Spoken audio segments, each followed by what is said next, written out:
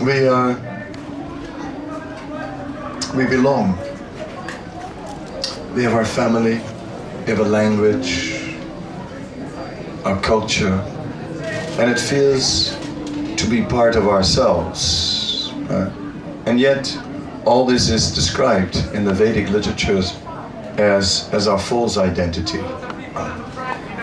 Because it is explained that actually the true identity is totally different. It is said that simply we have no connection at all, no connection with the place of our birth. Boma ijadi, it says in the scriptures, one who consider the land of their birth as to make a part of their self. We think our body is our self. It's very difficult, very, very difficult to actually come to that position. We're seeing in Srimad Bhagavatam, sages described that had such a vision of not being the body, but rather being an eternal spirit soul, that they were not concerned about the destiny of the body because they were not considering it at all to be themselves.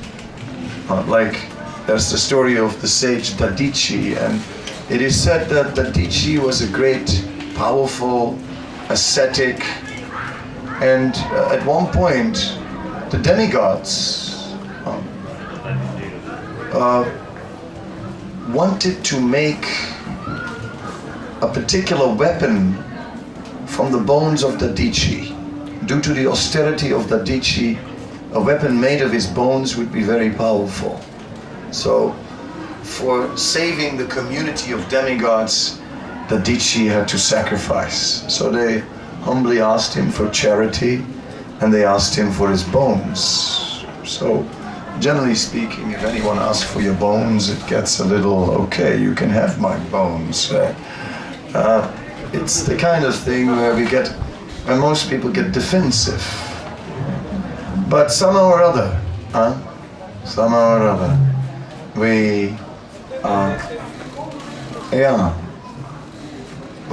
see that Dadichi said, yes, no problem. You can have my bones, but just wait a moment.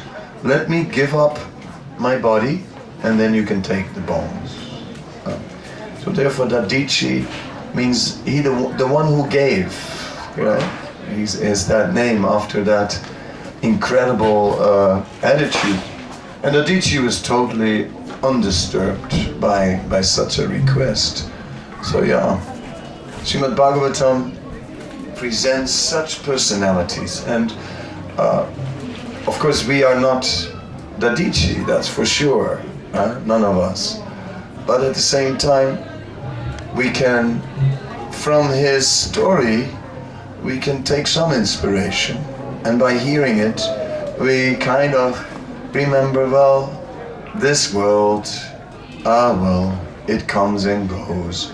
It's in itself not the main thing in life. Of course, we are not looking for suffering. I mean, I'm not looking to give up my bones either to someone who wants them. Not so much inclined that way.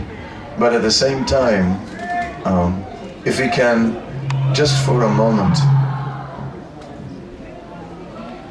put the eternal spiritual reality in the foreground, if only we could give it more importance, how much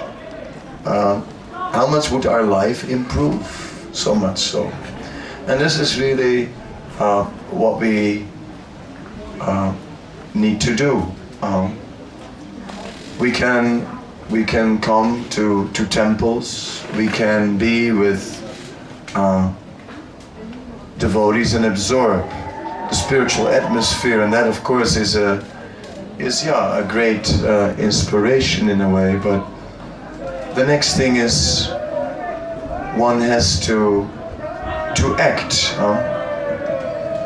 It is said that a man who is learned is greater than someone who has no knowledge at all. Still, better is one who has thoroughly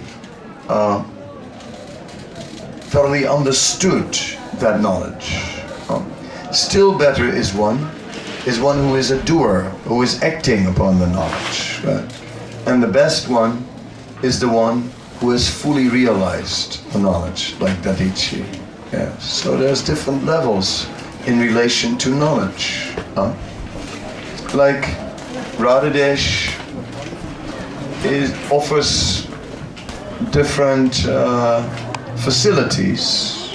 We see a cafeteria, we see a boutique, a bakery, cows, the castle, tours in the castle, a college. But ultimately, we can understand that one of the important features of this place is that there is knowledge. There is unique knowledge, knowledge of a different nature than the common knowledge that is available in the world. Here, there is knowledge which gives you insights of that are relating to our real self. Here we get knowledge that relates to our real benefit. And sooner or later, if one actually takes this knowledge and acts upon it, then one can truly improve the conditions of life. So that is Hare Krishna. That is something very wonderful and also rarely attained. So I'm thinking that in this way we're fortunate if we can be here. But yeah, what do we do with it? I came here for the first time just when they had bought this castle. At that time I had been staying in India for a long time, and I was also married at that time. So my former wife became ill in India, actually in Nepal, and then it continued in India, and she wouldn't get better. So then we decided that we would go back to the West for a while. And we came to the Netherlands because that's where we're from. And then they said, oh, we just got this castle in Belgium. Why don't you stay there for a while? I said, okay, we'll try it out. And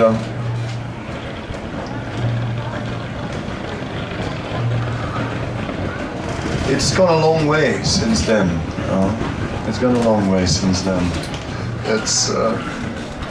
It's become a place that can offer a large variety of things to a lot of people. And I think that is, that's very nice.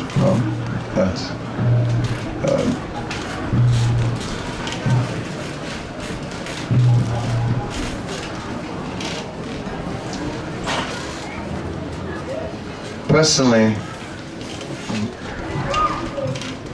what I like about this place is that I think it's a good place to read. It's sort of a place where I come every once in a while, and it's peaceful. And then, life is so hectic, right?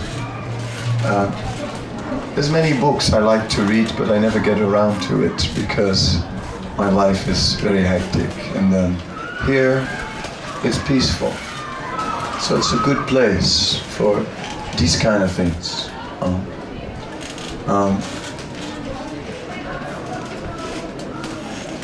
lately I've been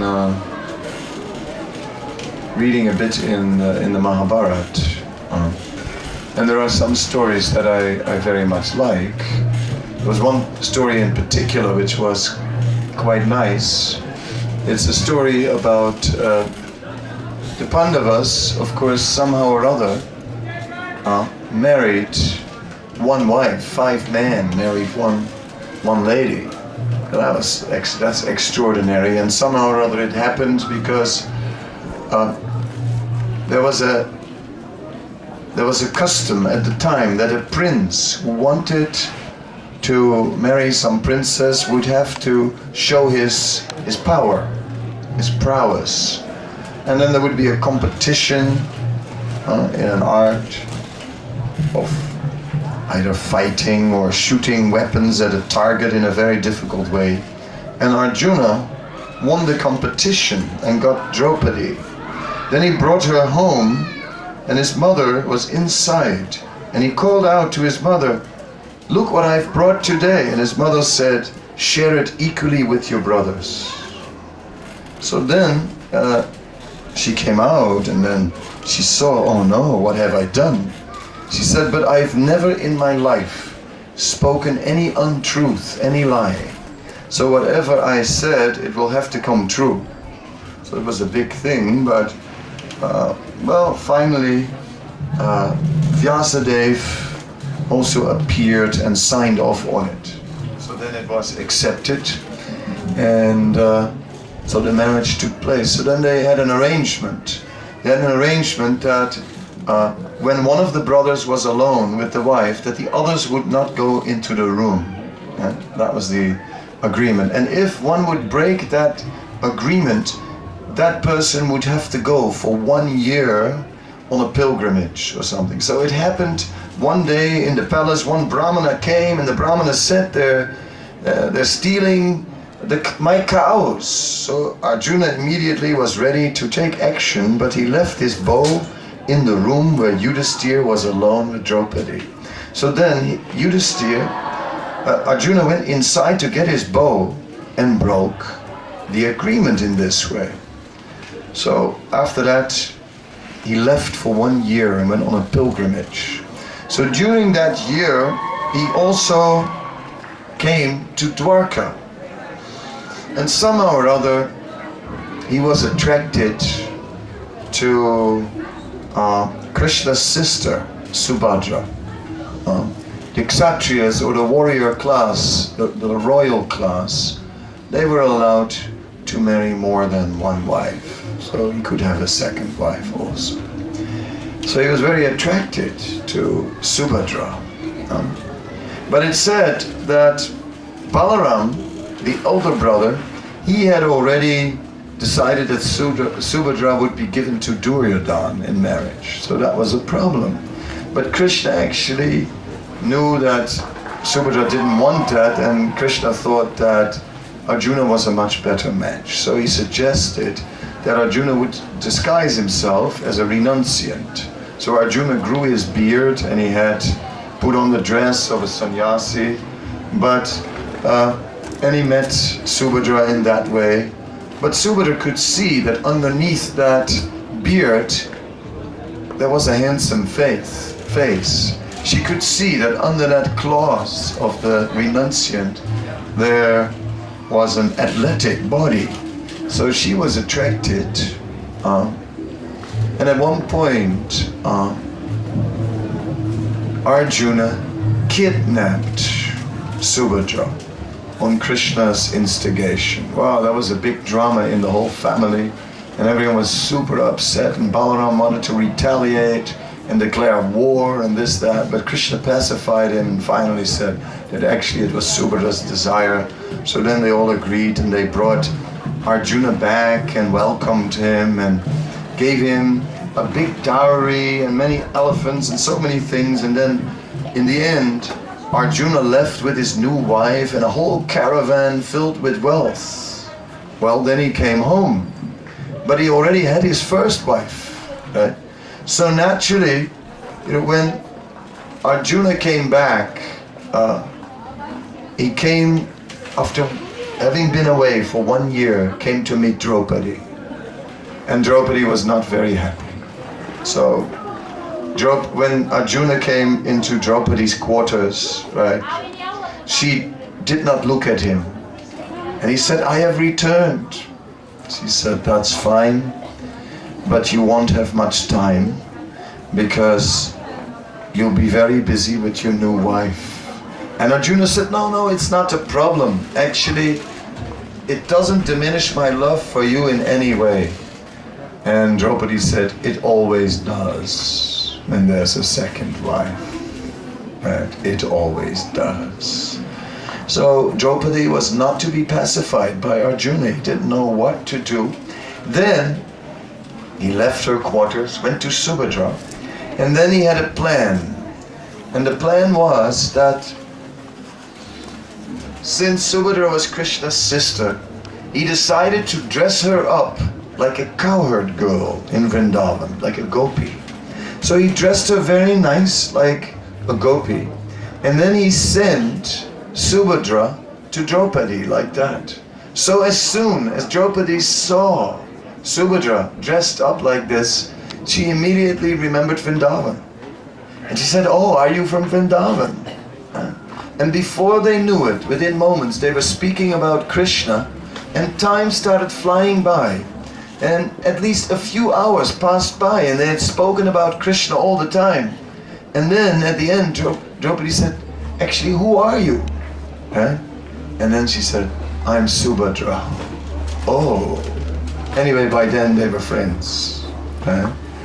Because they had been speaking about Krishna for a few hours. And I think that is a very interesting story, because there's a natural enmity between co-wives, right? It's naturally very difficult. But somehow or other, it was possible, yeah. Somehow or other, Subhadra was able to pacify Draupadi because Krishna, they were both devotees.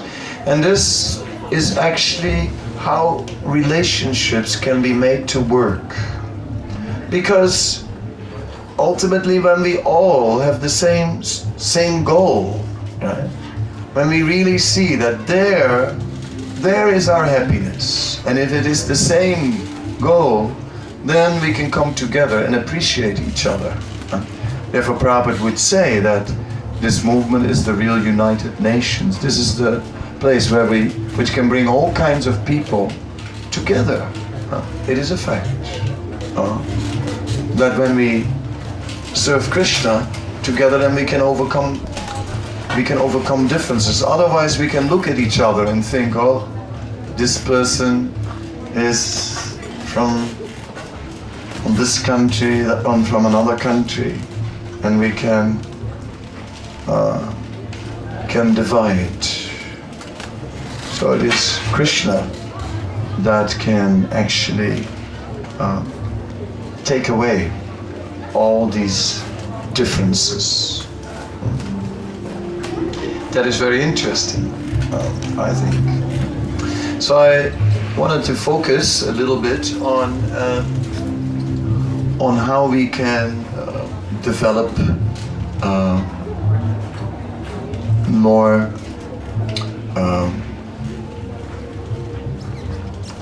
more positive situation in our life. We see that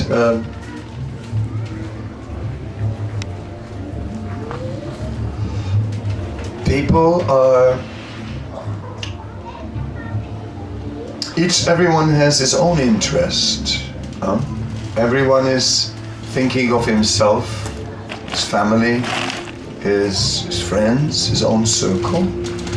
And maybe then, after they've been taken care of, maybe then we will also do for others. And that seems to be normal and healthy, because isn't it practical? How can you take care of the whole world?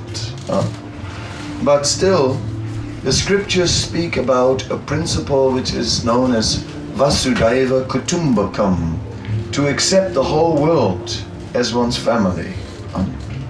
And yeah, this is only possible when there is a noble spirit, a spirit of sacrifice.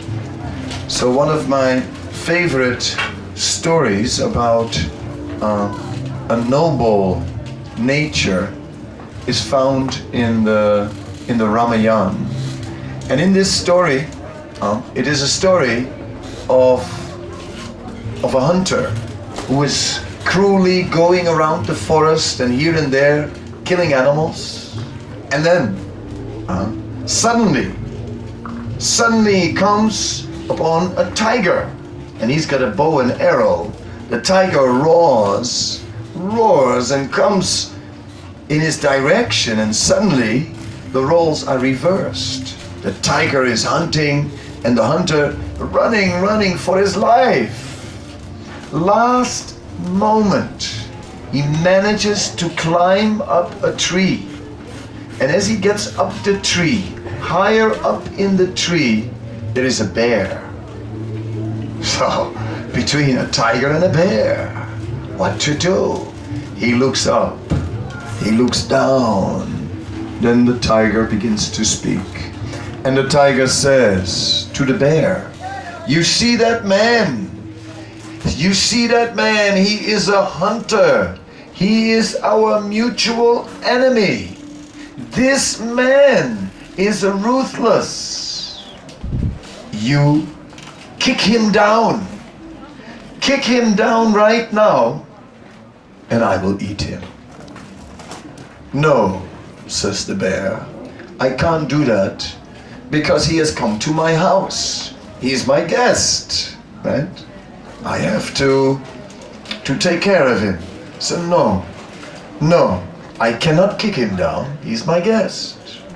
Then the tiger said to the hunter, he said, "You see that bear? You see that bear? If you kick that bear down, I will eat the bear instead of you." The hunter immediately kicked down the bear, and the bear started falling. And somehow or other, he managed to grab onto the last branch, and he pulled himself back up and he climbed back in the tree. Saved. Then the tiger spoke again, and the tiger said, "You see that hunter? You see what a treacherous being he is. You gave him shelter. You protected him. Even when I asked you to kick him down, you didn't do it, and you treated him so well. And he betrayed you. He betrayed you mercilessly. See, he kicked you down. Then you climbed up. Said, now kick him down before he does it again." "No," said the bear, "I can't do that. The fact that he misbehaves doesn't justify that I misbehave." Right? So in this way we can see how the bear was a very noble person who lived in noble principles. But most people are pragmatic, are adjusting to the circumstances. Well, whatever is most favorable. If this hunter had kicked me down, like he might do it again, better I kick him down then. Right? I mean, what can you do? I gotta save myself. Right? That's practical. But the bear put principle before material calculation, you see. So that is something that has been lost in modern society. But this is something we find in the Vedic scripture. Very principled people. Nowadays, if you give a loan, right? If you give a loan of like a large amount of money to your own brother, it may be good to get a little piece of paper signed, right? A lot of people would do that. They say, well, okay, I'll give you the loan, but you just sign a piece of paper, right? Because, you just never know, right? How even in the family itself, trust is no longer so much available. What is the value of someone's word. But we see that. That was the wonderful thing about Srila Prabhupada, that he was exactly upholding these very same principles in the here and now, not just nice stories from ancient scripture, but rather principles that also now are still valid. Yeah, so this is very wonderful and impressive, and I think we're trying to introduce principles into our life. Principles before profit. That is required. But that requires a spirit of sacrifice, where sometimes we are ready to give up our own advantage for the benefit of others.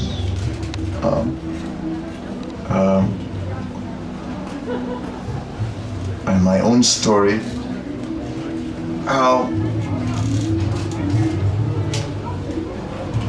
some years ago, quite some years ago, I was in charge of the construction of Srila Prabhupada's Samadhi Mandir in Mayapur, a very large temple in India. And it was a major job. And at that time, I was extremely busy. At the same time though, of course, when you have a very big construction site, we had about 750 laborers, right? There were many rooms and facilities. So I was controlling quite a large quantity of manpower and facilities and money at that time. So one day, Lokanath Swami came. He, at that time, had organized a padayatra. It was approximately 150 people who were walking through India with a bullock cart, and they had also an elephant, and that elephant was not always tame. He was known that several times he had picked up people and thrown them at a large distance. Also, they had a camel. The camel had even bitten people, and they had many cards with exhibitions and so on. And he came to me and he said, "Can you host the padayatra for a period of 2 weeks and look after them?"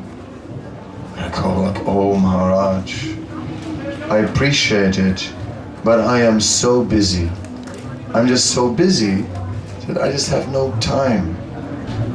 And then Maharaj comes from a small Indian village, and what I say sounds logical. In Holland, that sounds quite reasonable. Like I say, look, I'm so busy, right? What can I do, right? I mean, please, ask someone else who's a little less busy. But he had another type of logic, and his logic was this. He said, in my village, right, when you want to get something done, you go to a busy man. He said, not to a man who is not busy, because a man who is not busy is lazy. So if you go to him, he won't do anything. If you go to a busy man, he may have a lot to do, but because he's active by nature, at least he'll do something. Right? What could I say after that? So after that, I had an elephant, a camel, and 150 Indian villagers that would come the whole day. No water, and it's like, oh God, it's like, what can you do? But this principle of generosity is very much a principle of the Vedic culture.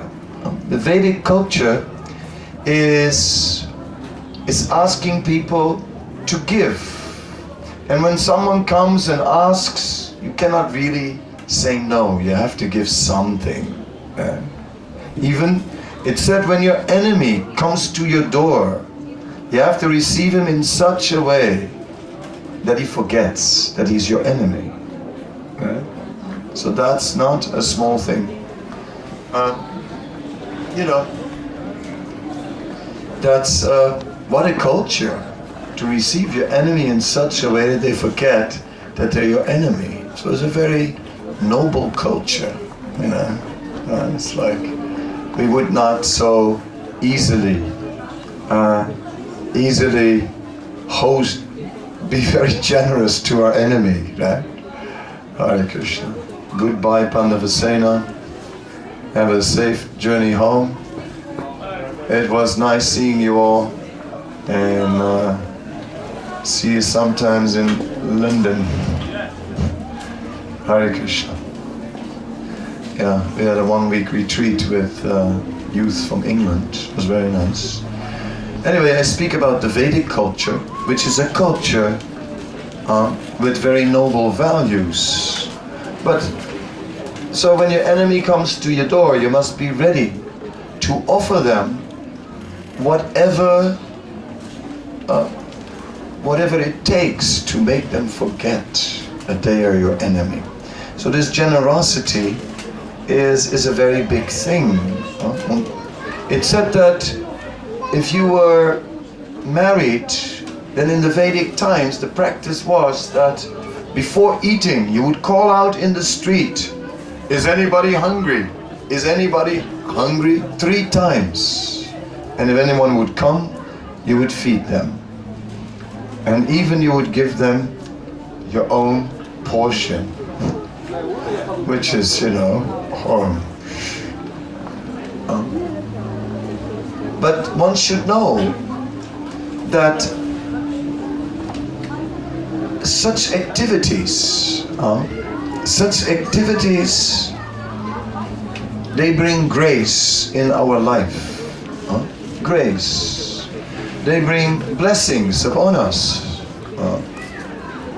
Yes. We may think we are all alone on this planet, but that's not the case. Right? Actually, according to Vedic literature, there are 13 witnesses that watch everything we do. Everything. It is said man is not at all alone, but there are. And therefore, when we live by exalted principles, and we live in a noble way, and we live in a way for the benefit of others, then there is grace upon us, mercy upon us, blessings from higher personalities, and ultimately from the Supreme Lord. Then everything becomes favorable. The conditions of life change. Suddenly, the circumstances become adjusted. When we become selfish, out of a sense of security, say, what can I do? You know, I cannot take care of the whole world, right? You know, I cannot feed everybody. I gotta, you know, we first take care of ourselves, right? But then we see that blessings are withdrawn, and the result is we are denied. Then we are denied facilities by the laws of nature, and and life becomes a struggle. And the more we give, the more we receive. That is the nature. Yeah? If we are somehow or other very generous, then somehow or other, everything also works out for us. This is the nature. These are the laws of nature. Subtle laws, but very much effect. So Vedic culture is based on this principle. The principle of great generosity, where a person would be ready to take care of others and give. The modern world is because the world is more materialistic. We don't have the same faith that there is someone above who will reward us or who will support us, who see our good work, and then we will be blessed and everything will be fine. Because we don't believe in that anymore. Then we just calculate on on our own strength. We got to survive on our own strength. Me and my friends. That's it, right? And that's what we have. Then we have borders, right? Then we have heavy immigration policies. Then, no, sorry, you can't come in our country. We are rich and you are poor. Forget it. Go back to Africa. Go back to other parts of the world. But then we get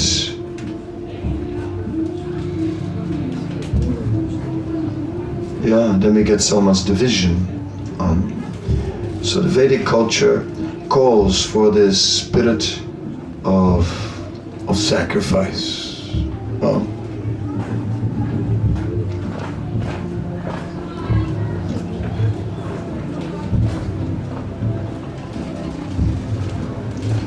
And it is said that such sacrifice will always be rewarded. We will always, but we may not be interested in that directly. Ultimately, it will be rewarded internally, right? We're not looking for, that we are trying to help people and then that we get so many benedictions from it. But we should understand it will transform us inside. If I'm very calculative and say it's like I sit on my money and just okay, here, yes, I give you a donation for your good cause, 50 cents, right? Yes, please take it. This is not very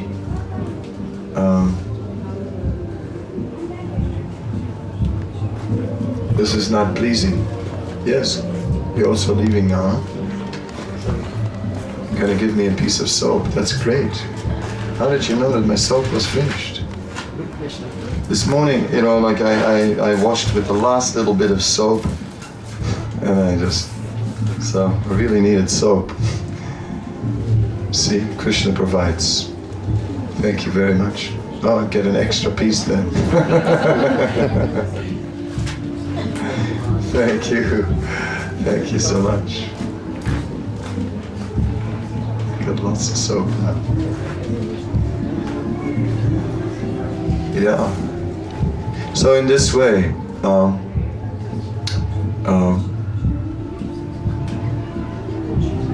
if we simply give, in the Vedic culture, there are different. It said a householder had different duties, and one duty was he had to do various sacrifices. One sacrifice was known as Nriyagya. Yagya means sacrifice, and Nriyagya meant human beings. So they had to give to other human beings in charity. So, thank you very much. That's good. And if a guest would come to the house, then that guest would have to be treated as if the Supreme Lord was visiting the house. That's the idea. Yeah? A stranger would come to the house, you'd have to treat him as if God himself was visiting the house. So, we see this sometimes in the East, right? I don't know if you've traveled around the world, but if you've traveled to the East, then you see this amazing hospitality where I have traveled extensively, and I've traveled also overland to India many times without money, and I've met many people who would just take me in their house, a total stranger, right, and just treated me with so much care, feeding me, giving me like a great place to stay and this, that. I think like, wow, why are these people doing this, man? It's like, you know, no, sorry, not interested, you know.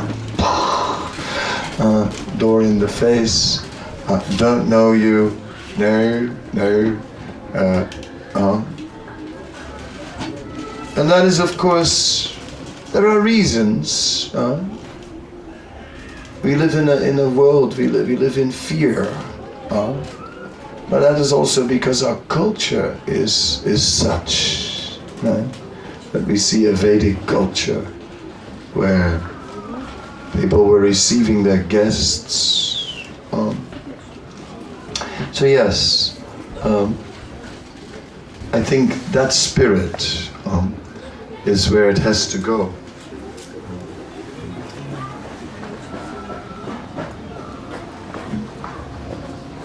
If we want to go forward in the world, and if we want to somehow or other go forward in our life, because all these things reflect on us, and by this generosity we change internally, and we become more and more we become very pleasant people. A person who is like closed, reserved, such people also don't attract it. They don't attract other people. One who always gives attracts other people, and other people will give to them also. And in this way, then automatically it works out. Yeah? A person who is completely selfless will somehow or other attract others who will also start taking care of him. And in this way, the world goes on.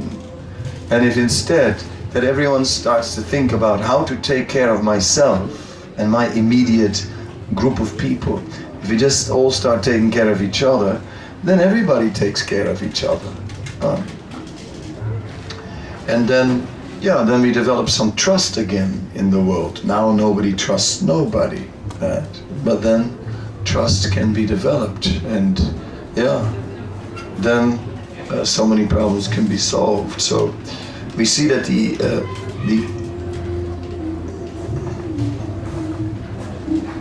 and at least, well, one must make a beginning somewhere, right? So okay, that's my presentation to you, and now I have 20 minutes before I go on the main stage. So maybe some of you have a question or two, then I'll respond to that. You know, this. Okay, I'll give you a little time to sort of crank up the mind, because usually it's like that. When someone talks, you sort of go in a semi-sleep state. You know? It's like the passive state, something like watching TV. It's sort of like, and then when someone suddenly says, when the TV suddenly says, you know, and anyone has a question, you go like, what? But, well, sometimes then if we have a minute to think about it, something comes.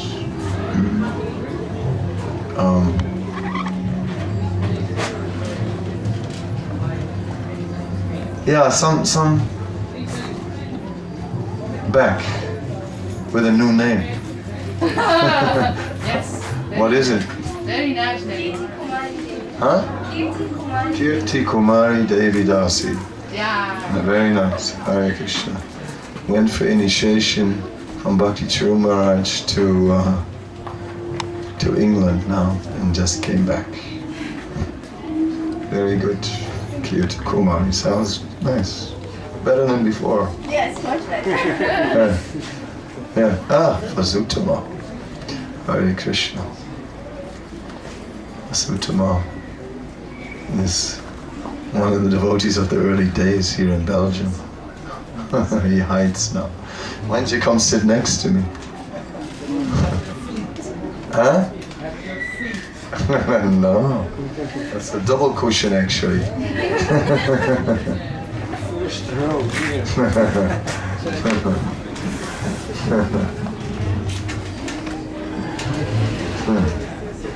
I met him here in Radhadesh when it was just open. And the deities were upstairs. There was a small temple room upstairs in those days. But we had kirtans coming down the stairs, and then in the hall here, because that temple room that's there now wasn't here yet. And in the hall there was a metal cupboard, I remember. And I remember that Vasutama climbed on top of there during the kirtan and jumped off from it one time. I remember that. It was 2 meters high, he was flying.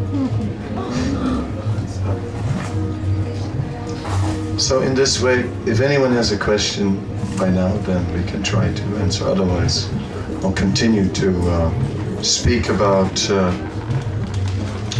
noble qualities of giving, one cannot, although we saw that some examples in the stories of some personalities who were ready to even give their own life for others. That's not so easy to do. That takes a lot, but we can make a beginning. We can at least make a beginning. And you see, there is different ways of giving. One way is giving in a calculated way.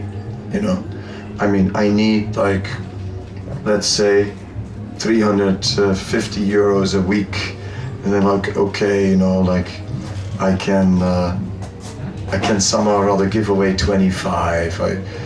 I'll manage it, right? Okay, that's calculated giving. Here, I'll give 25. That calculated giving. That's nice. That's very good, right? But if to a good cause, a really good cause, we even give more than that, right? Beyond calculation. And we just, like, then we give with faith, right? Then we give with faith that somehow or other, somebody up there will protect me. Yeah? Well, that's another level. That only one who has faith can do. That only a devotee can do. Right? So devotees, they can act in this way. And that is extraordinary. Like when I think of the earlier days, of my earlier days in Krishna consciousness, before I had moved into the temple, when I started coming to the temple, then in the temple they used to have incredible Sunday feasts, huge, like they started already on Saturday with cooking. They did the sweets and there were so many, there were at least 15, 16 preps, and each one was super opulent, right? And all that, right, was there, and you didn't pay for it. You got as much as you wanted. You could even take home, right? They'd even let you take home. Yes, take it. So you stuffed yourself in a huge feast, never pay for it, and you even could take home. And that was that. And you realize, really, can I take? Yes, take. And that sort of is that kind of generosity which goes beyond logic, something that we're not used to in the world, like usually it's, well, how much do I have to pay, no, this is for free, okay. You get like a little piece of toast, this is for free. Really for free? Yes, it's for free. Well, thank you very much, right? One piece of toast. The second piece you have to pay, and the price of the first one is calculated in the second piece. That's just how it all is worked out. But yes, we can in that way see how this generosity of the devotees was just incredible, and it was really impressive, right? That really touched everyone. Yeah, so it's just amazing. Right? Something that also that conquers the heart and then makes people feel like giving. Yeah, it makes people feel like giving. And once we start treating each other like that, then it starts to work like that.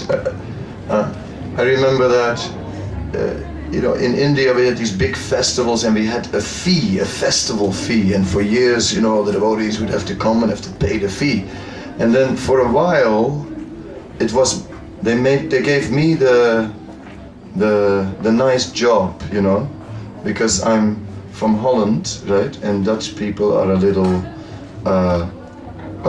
can be a little blunt and a little strong, sometimes. So they gave me the job, and my job was to speak to the people who didn't want to pay, right? So they'd all come to me and go, no, you have to pay, being totally Dutch about it, right? No, you have to pay, everybody pays, and sorry, there's nothing I can do, no, you have to pay, no, you have to pay, maybe, if you have no money, well, maybe you can ask some friends, they can help you, but you have to pay, Very Dutch kind of approach, right? So that was the nectar service I had, and oh God, did I hate it, it was a rotten service. It was really a horrible thing, Okay, sometimes I got soft and let somebody off, but yeah, okay, that was the service, that's how it was. But then, in more recent times, they changed it. And what they started doing in Mayapur, they start saying, no, there's no festival fee. You get your room and your prasadam, you get it all for free. Okay, there are some special things like a bus tour or something. Okay, then you pay something for the bus, but for your... but then they ask people to give some donations. And it works, right? It works fine. They get enough donations and it goes on like this. So when the world starts to operate on this principle of generosity, generosity creates generosity. Miserliness creates miserliness. Oh, I have to pay. I have to pay for everything. Well, I don't want to pay, No, so, oh, I have to pay. Well, I'll try not to pay then, Sir, you're going to charge me. Well, I'll find a way in through the back door so that I don't have to pay. Somehow or other. That is just the dynamics that are created, right? So it is very interesting how this principle of generosity is there. And a Vaishnava generosity is going very far, because a Vaishnava is not only meant to give the things they have. That's one thing. To give some of the things we have is certainly extraordinary, especially when you start to give beyond calculating. But a Vaishnava does more. A Vaishnava gives himself. A devotee starts to give himself. So yes, and put his own advantage. And you see things like devotees do these things. Yes, you take my bed, right? And they go sleep on the floor. Things like this. The devotees do these things. Yes, right? So this is like one begins to give himself. And when people start to do that, that conquers hearts, right? And if someone treats you like that, then, they get your heart. Right? And once they have your heart, you'll give them everything and anything. And then, you get these kind of relationships where people just suddenly become deep friends and they're ready to just give everything for each other. And that is the result of this generosity when we start to give ourselves, whereas the result of calculated miserliness, yes, I'll give you some donation. Then that calculated miserliness, it creates distance between us and bitterness. They gave me a donation. Is that all? So donation was given, but no good feeling was given, and actually it didn't bring people closer at all. It brought people further and further apart. And then you get apartheid, as I see in South Africa. like one writer who lived in a township, a poor area, said, yes, we are struggling, he wrote, we are, in his biography, and we were struggling for crusts of dry bread, and over the hill they had cake. But sort of, well, it explained, it sort of speaks, right? It's like I thought he captured something in that sentence. And that's what we get. No, if there is cake, everyone. Huh? Prabhupada had one apple he had in his program. Huh? And like he'd talk, and then he just cut that apple in tiny pieces, but everyone got a piece. Everyone got a piece from the apple. And people really liked that, oh yes, everyone got a little. Who cut an apple in so many pieces? Whoever did that? Huh? But then,